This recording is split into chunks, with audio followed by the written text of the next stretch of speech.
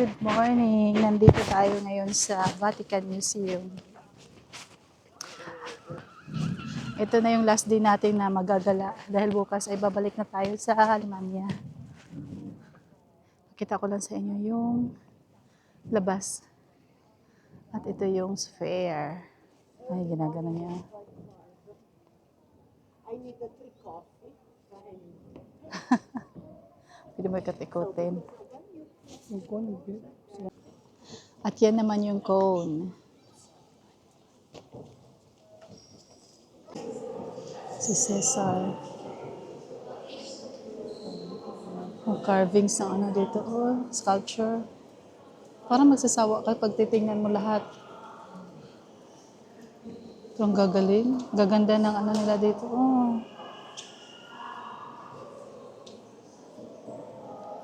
So, yun?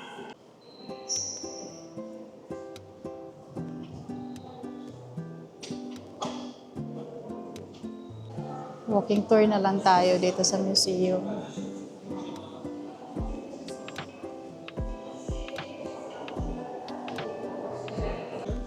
Si Bambino.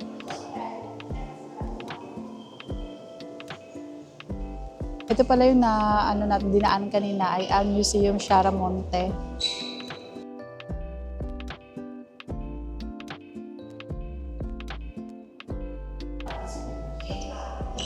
Nahukay lang daw to nung sa dito sa Rome ng 1849 sa may Trastevere. Clemens.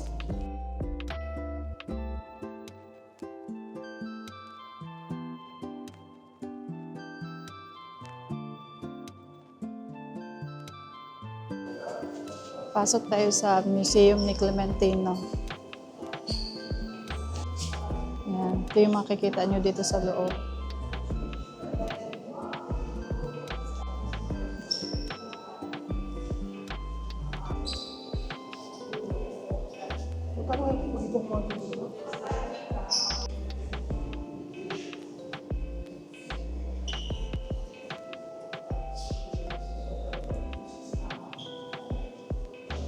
Ang laki ng crab.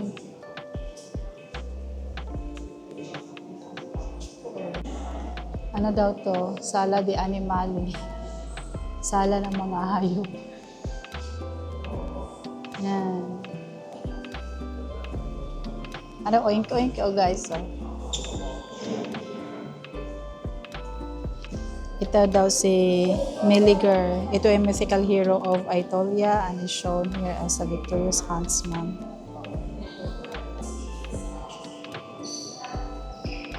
Daming tao. Loaded ngayon ng mga turista.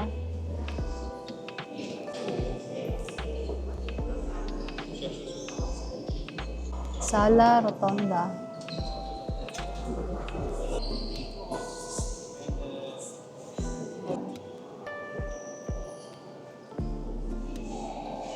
Ito siya guys, si Faustina Maggiore.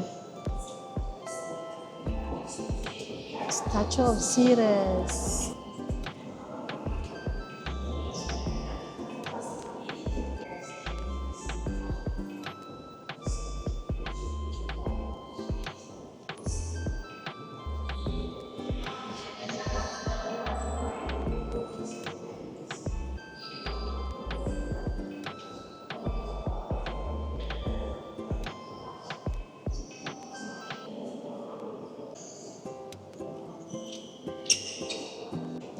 Emperor Claudio.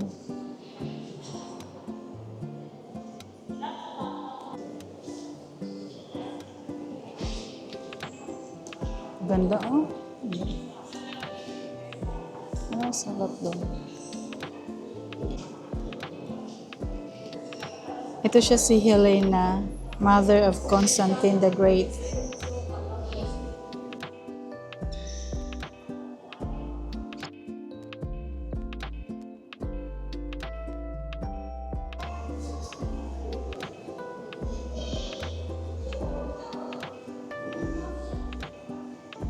Parang mga lapida.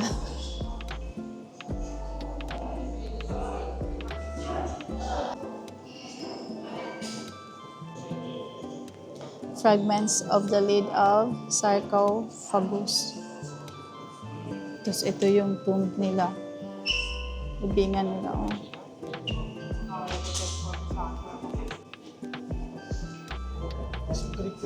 Oo. Mga mami.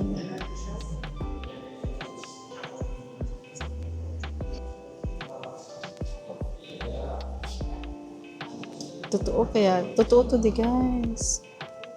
Preserve yung mami mo.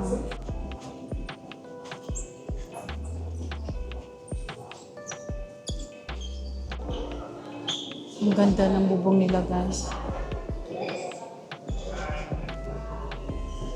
Ganda.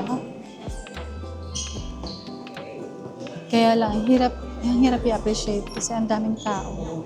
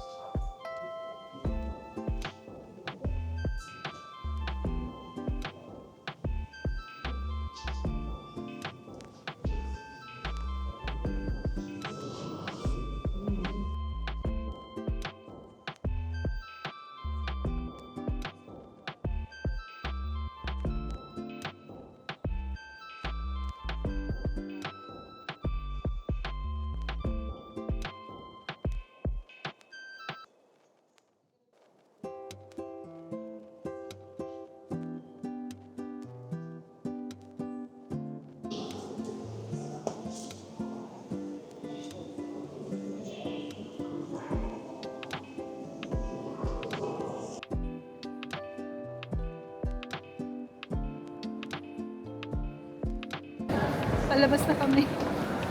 Hindi namin nilikot lahat. Napakagod. Ang daming tao. So, natapos na tayo dun sa may Vatican Museum at saka sa Sistine Chapel. Pero yung sa Sistine Chapel, hindi na namin na-film or na-picture kasi bawal doon. Since nga madaming tao, parang nawala yung feel ng pagka-holy o yung ano yung pagpapasok ka sa simbahan, kasawat ka sa chapel siya, no?